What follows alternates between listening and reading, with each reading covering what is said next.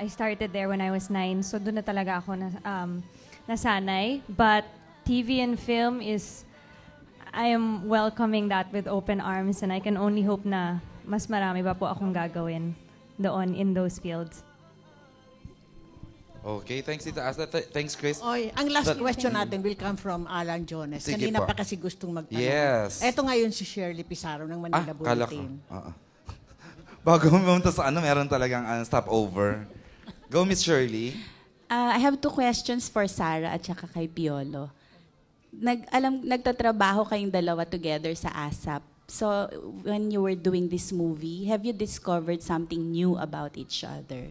Tapos, yung second question ko, sabi nyo kanina, ang hirap nung role ninyo. What makes it hard? And what about the film that you are so proud of that will convince everybody to watch it? Sa tagal natin dito, ngayon lang natanong yung magandang tanong ni Miss Shirley. O, tingnan mo nga naman yan. Go, SARS. Discoveries kay Papa P.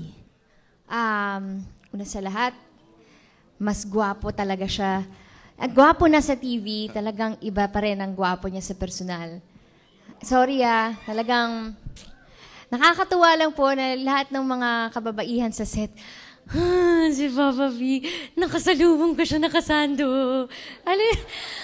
Si Papa P, as in lahat ng kababaihan po sa set, lagi silang may mga compliments kay Piolo Pascual. Sa ugali niya, talagang hats off ako sa sobrang, yung professionalism niya. Talagang, napaka-seryoso niya sa trabaho, pero he also knows how to have fun. Pagka nagkwentuhan sa set, yung giving din, yung, mas ako pa nga kasi diesel ako mas ako pa nga yung nahihiya talaga na magkwento, yung magpakatotoo, pero siya yung talagang napaka-natural lang. At yun yung gustong-gusto ko na lumalabas pagka may eksena kami na yung minsan bumibitaw siya, yung talagang meron kami eksena na tuwang-tuwa ako. Napaka-totoo nung tawa ko kasi nando dun yung Gino, pagiging Gino niya, pero lumalabas din yung pagka-Piolo Pascual niya na may ganun pala siyang side, yung pagiging komedyante niya. Yun pala yung sinabi niya, gusto ko maging komedyante. Yun. Saka favorite niya yung mais na yung mais pagkain talaga. Yung puting mais. Yun. Ano po yung second question niyo?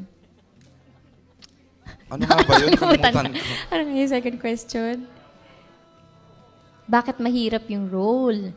Katulad po lang nabanggit ko kanina, mahirap yung thought na ipoportray ko yung character na girlfriend ni Gino na magpo-portray si Piolo Pascual. Kasi syempre, nai-intimidate po ako. Hiyang-hiya talaga ako. As in, mahawakan man lang, hiyang-hiya talaga ako para akong matutunaw. Pawis na yung kilikili ko.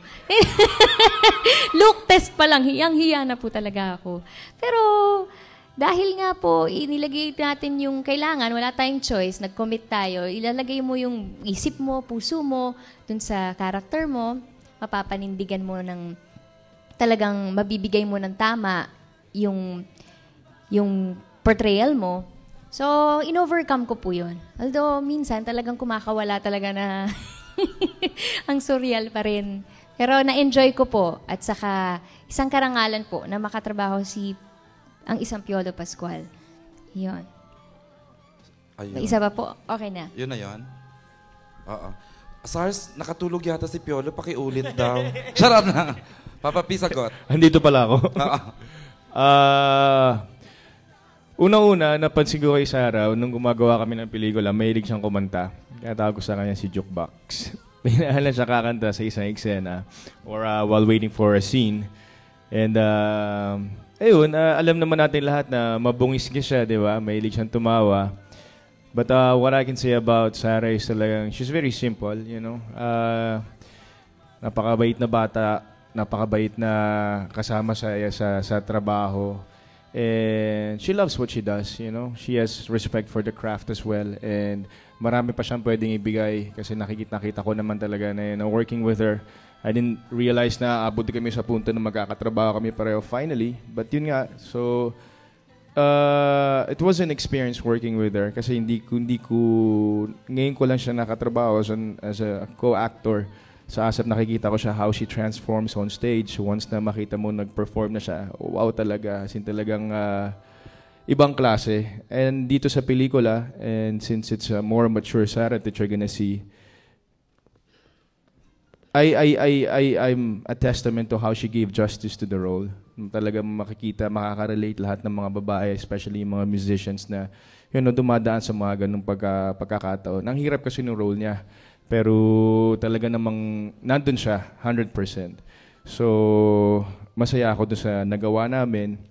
And sa pelikula, I'm so happy because pangarap ko maging rockstar eh. At least sa pelikula nagawa ko, di ba? Kasi idol ko si Teddy eh.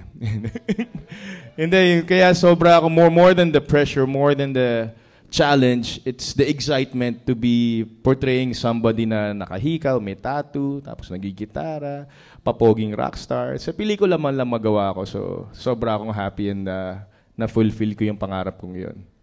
And what, I guess, the key para naman mag-work itong pelikula is, as much as cliche as it may sound, it's a love story. Pero this time around, since you're talking about the breakup playlist, this is not a musical. It's music heavy, scoring-wise, but it's very relatable. What I like about Direct to Net and Direct Dance work is that it's real. Hindi siya make-believe. Kumbaga, kung ano man yung pinagdaanan ng bawat character sa pelikulan to, pinagdadaanan ng totoong tao sa totoong buhay. So, yun pa lang, makikita mo na yung mga flaws ng bawat character. Walang perfectong tao. Kumbaga, for us to fall in love, for us to experience love, we have to be willing to go through the journey na masaktan ka, maging masaya ka, ma-in love ka, at magalit ka. Lahat yun. Okay na ba yun? Pakiulit, Diyos. Tita Ethel, for the last question. Ang last question, who will ask only the very relevant ones, si Mr. Alan Jones. The significant Alan Diones. Ngayon, pagkatapos nito, ibabalik ko na sa iyo ang microphone. Ay, bakit? Thank you very much. Go, Alan D. Relevant? Significant naman ako. Kay Direk Dan, Direk kasi medyo hindi malinaw kanina yung pagkasagot nila dun sa kissing scene. So, meron ba talaga kaming ma-expect dito na may naganap nga na kiss between the two? O na-edit out ba o what? Madami pong versions. May Lola Kiss. Lola Kiss. Sanay na kami sa Lola Kiss ni Sarah. Ano pa? Ayun, nanood na lang. Mas maganda pa nood na lang po tayo. Tignan natin kung... hindi kasi, talaga, ganun talaga yung sagot nyo. Consistent. Hindi kasi parang event, parang ano yun eh, isa yun talaga sa inaabangan since yun nga, parang level, mature na si Sarah, kakaiba na yung papakita. So meron ba talagang ganon na mapapanood? Surprise. Hirap pa. Ito na lang. Yung last mo kasing movie was yung nanalo. Nanalo yung dalawa mong artista, Best Actor and Best Actress. So, eto ba, meron bang ganun? Parang hindi rin kasi nung inasahan na parang unexpected yung pananalo ng dalawa, di ba? Pareho silang nanalo ng award.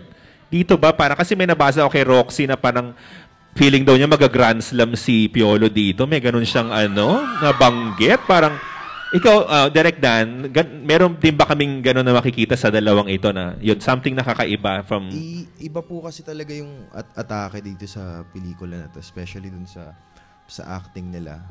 So, I think talagang binigay po nila yung lahat for their characters. Tsaka, pag nag-shooting kami, hindi ko na nakikita si PJ or si Sarah eh. Si Trixie tsaka si Gino na eh.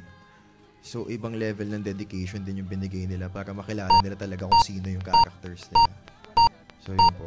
Pati yung, may mga time pa nga para hindi naman mag-aaway. Hindi yan gagawin ng character ko. Tapos, tignan muna natin, shoot natin kung paano ma-interpret. Tapos, parang nung na-shoot na, parang, okay, ganito nga, tama. Si Gino to, si Trixie to. So, yun po. So, may mga scenes na parang namamangha ka pa rin sa kanilang dalawa. Basta yun po. Sobrang galing nilang dalawa sa pelikulan to. Talaga. Okay, kay PJ.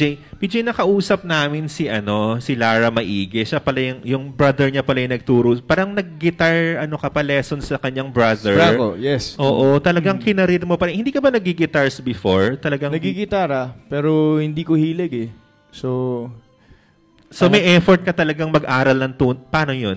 Sobrang effort. Yung paano talaga yung paano? Paghawak, Lahat. Kasi hindi madali naman mag-acoustic guitar, pero to play rock songs, to really look the part, it takes a musician that, studied it early on, na sa buhay pa lang niya. Ilang taon na naman ako nag-start mag-gitara. So, hindi ko talaga siya forte. Hindi ako magaling sa gitara. So, it was a challenge for me. So talagang natuto ka pa dun sa Sabi niya, ang galing, ang bilis mo raw ding na natuto. Kailangan kasi sabi ko nga, if you can't perform, Japorms. So, daanin na lang sa Japorms. Dinaan ko na lang sa tato ko eh. Tapos ikaw ba, PJ, pag merong breakup na nagaganap, meron ka talagang playlist na pang-emote? Ako kahit na anong pinagdadaanan ko sa buhay, may playlist ako, meron ako scoring, kaya sarap lang kasi makinig sa music. Ang sarap lang na alam mo yung daanan mo yung buong experience. So, any given time, may tugtog ako kahit nasan ako. Talaga? Pero hindi. Parang di ba iba pa rin yung pag meron kang pinagdaanan na masakit, di ba? Parang ganyan. Tapos, play ka na music para mas masakit pa. Oo, di ba? I-torture mo pa. Torture pa more. Torture pa more. Tapos, napanood niyo, ba to? May pagka ba to? Begin Again or Once? Napanood niyo ba yun? Mas maganda siya sa Begin Again. Wow. Kabog. Hindi nga, kasi parang, although doon si Mark Ruffalo, hindi siya nagpe-play, no? Siya lang yung record producer. Manager, Oo. So, ikaw dito, ikaw talaga yung kasama ka sa band. Kami talaga ni Sarah yung nasa banda. Kaya mas mahirap kasi even us, I didn't realize na kami pala yung magkakaroon ng conflict. Yung taong akala mong sasalba sa'yo, magiging savior mo, yung pala yung magpapa-realize sa'yo ng problema mo sa buhay. Kaya mas mahirap. Kasi more than musicians, we're human beings first. Wow. Tapos yung theme song niya parang may parang may kirot, parang masakit. Oo, yung paano magmahal, bakit laging nasasaktan, parang ganon. Yes, because it's all about give and take, Yung sa pagmamahal naman, hindi naman laging mahal lang. May sakit din. Di ba, Kuya Dens? Oh. Ikaw ba, PJ, lagi ka nasaktan sa mga breakup? Maganda yung pelikula. Sobrang ganda ng pelikula. Okay, si Sarah G. Yun, Sarah, ikaw din. Ano ba yan? Wala tuloy ako. Ito naman kasi. So may pagka-Keira Knightley ka dito, yung ganyan na awit-awitan, maraming songs. Parang naman mo yung Begin Again? Hindi, ang similarity siguro po dahil katulad noon yung sa Begin Again kasi sila yung karelasyon ni Keira doon si Adam Levine po. Correct. Oo, na iba yung itsura, di ba? Oo, na pareha silang yung boyfriend niya, yun yung sikat, yung rockstar, siya yung laging nas behind the scene, tumutulong sa kanya minsan sa mga kanta niya. Ganon. Kami kasi pareho kami dito na magkatrabaho kami, pareho kaming sumikat, magkasama kami doon sa success na yun, pareha na yung mahal ng music.